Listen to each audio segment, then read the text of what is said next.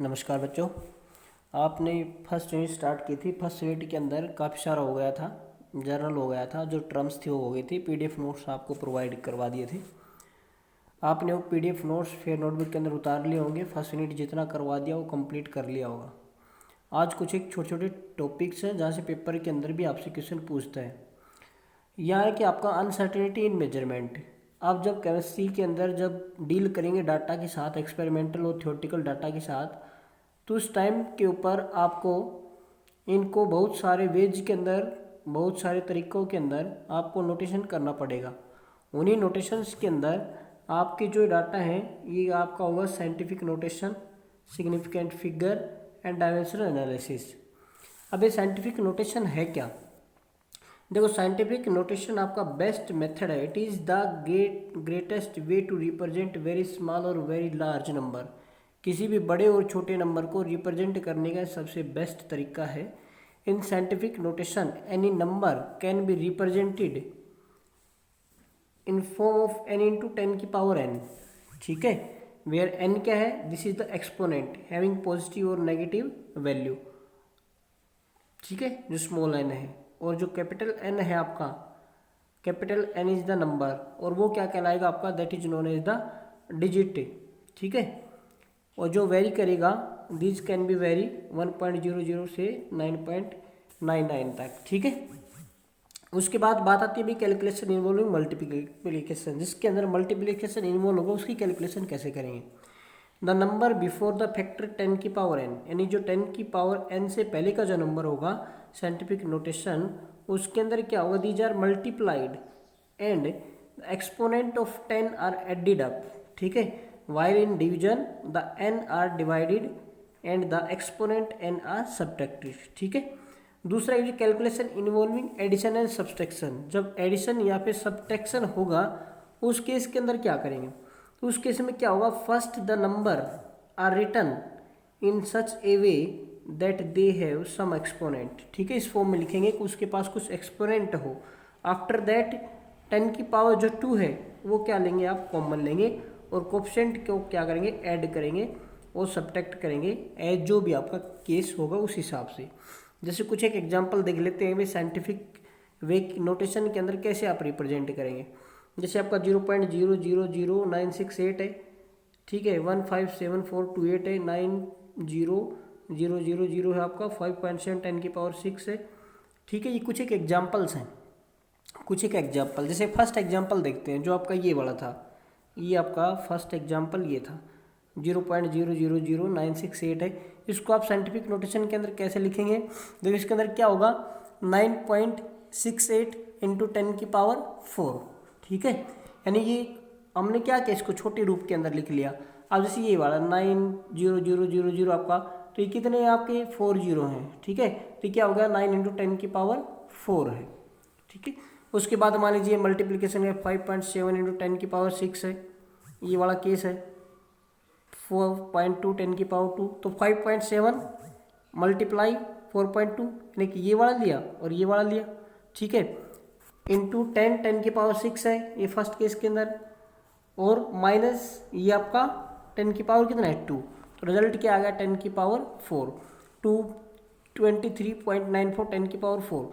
अब यदि इसको दशमलव को आगे लेके आएंगे तो 2.3 करोगे तो एक डिजिट बढ़ गया, तो ये क्या हो? 10 की पावर 5।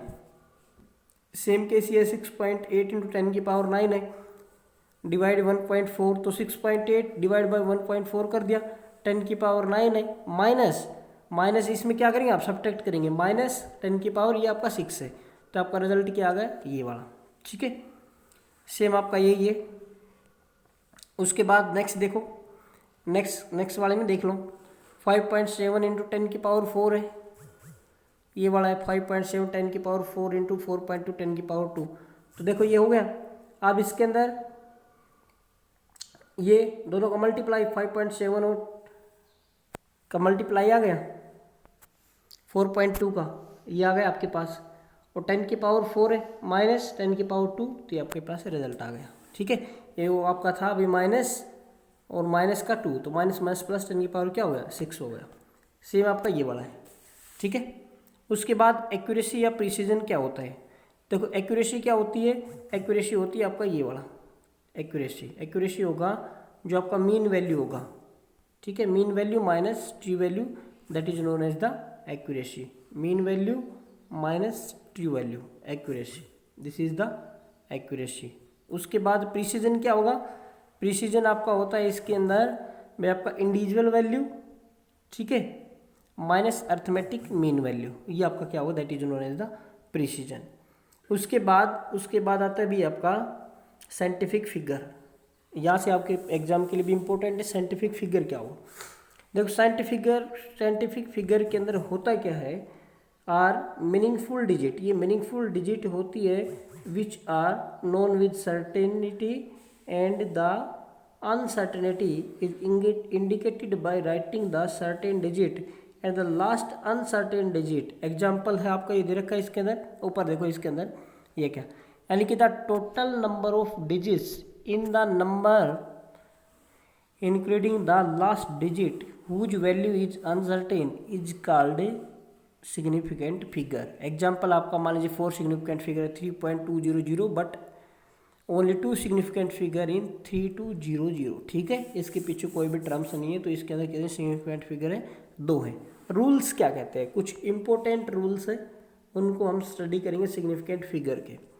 अब जो रूल होगा भैया आपका फर्स्ट रूल क्या कहता है, all non zero digit are significant, कहता है कि जो भी नॉन जीरो डिजिट हैं वो क्या होंगे, सिग्निफिकेंट होंगे। जैसे आपका 285 सेंटीमीटर है, सारे नॉन जीरो है, तो इसके अंदर से कितने सिग्निफिकेंट फिगर है, 3। 0.35 ml है, कितने सिग्निफिकेंट फिगर हैं, 2।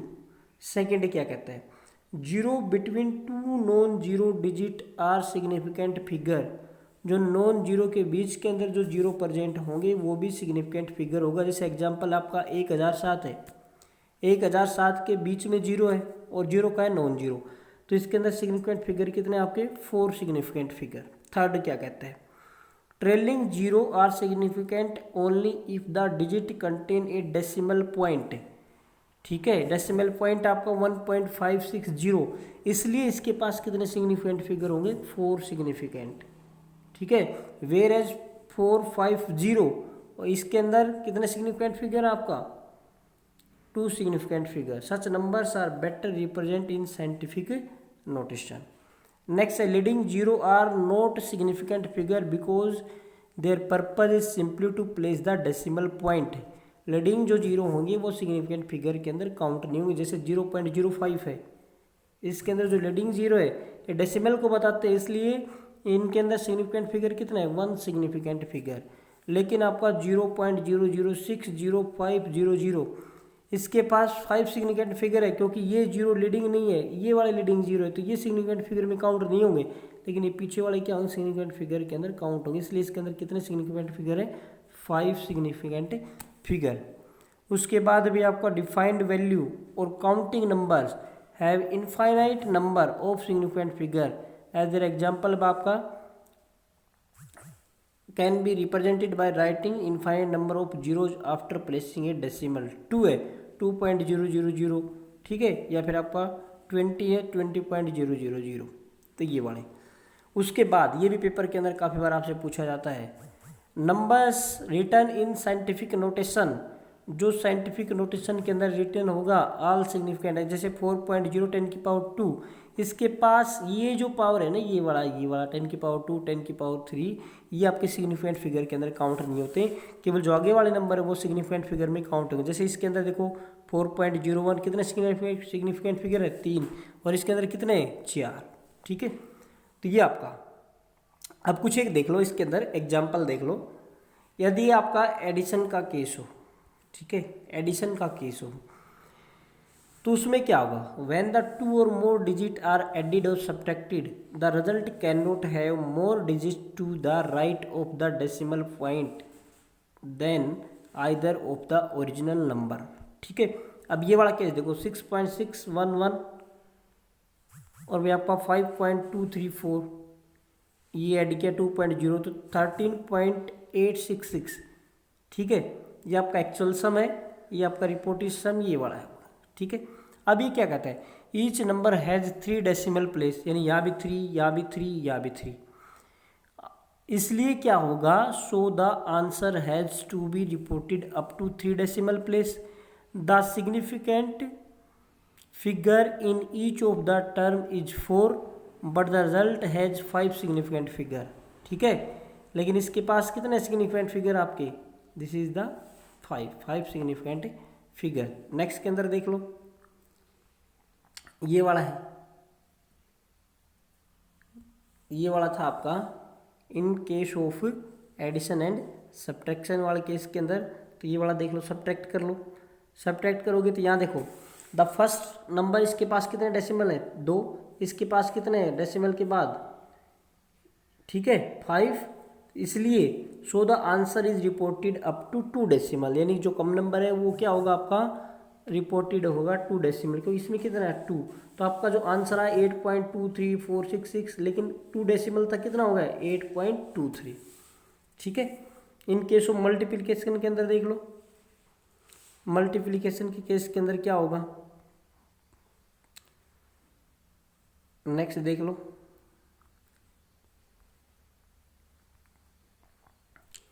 ये वाला देखो, मल्टीप्लाई करो इसके अंदर, मल्टीप्लिकेशन का केस 41.012 ये वाला है, मल्टीप्लाई किया 1.21, रिजल्ट आया ये, और लेकिन रिपोर्टेड प्रोडक्ट क्या है 49.6। क्यों, क्योंकि द फर्स्ट टर्म के पास कितने आपके पास 5 सिग्निफिकेंट फिगर, लेकिन सेकेंड टर्म के पास 3, so the result can be have only 3 significant figure. क्यों, क्योंकि इसके अंदर डेसिमल कितने 2 पॉइंट। ठीक है, तो इसमें आपका ये वाला, ठीक है भाई, ये था आपका सिग्निफिकेंट फिगर का कि भाई सिग्निफिकेंट फिगर कितने क्या है। नेक्स्ट आता है भाई आपका राउंडिंग ऑफ।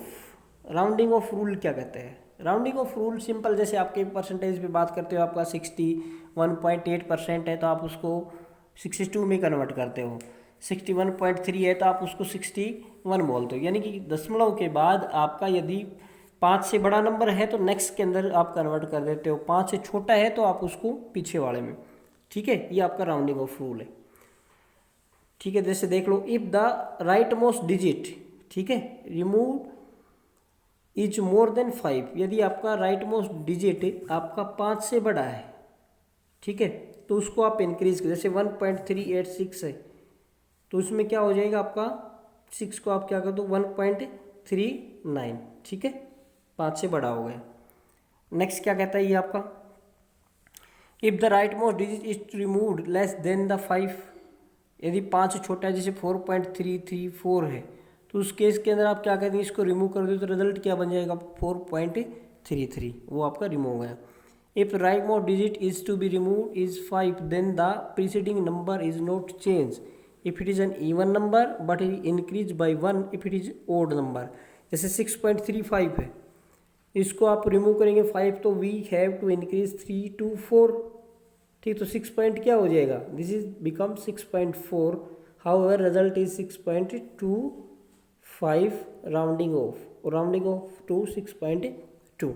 ये आपकी कुछ एक एग्जांपल है, एक आध देख लो इसके अंदर, जैसे आपका 34.216 है, ठीक है, ये लेस देन 5 आपका, ठीक है, तो ये रिजल्ट क्या हो जाएगा प्रीसीडिंग आपका 34.2। नेक्स्ट वाले में देख लो 10.4 है तो वो आपका क्या होगा 5 से छोटा है तो 10.4, ठीक है। नेक्स्ट के अंदर आपका 459 है तो ये आपका वही आपका 5 से बड़ा हो गया तो क्या बना दिया आपने 46 बना दिया, ठीक है भाई। ये था आपका राउंडिंग ऑफ रोल्स। इससे रिलेटेड प्रॉब्लम्स है एनसीईआरटी के अंदर, वो प्रैक्टिस करके देख लेना। आज के लिए इतना ही, धन्यवाद।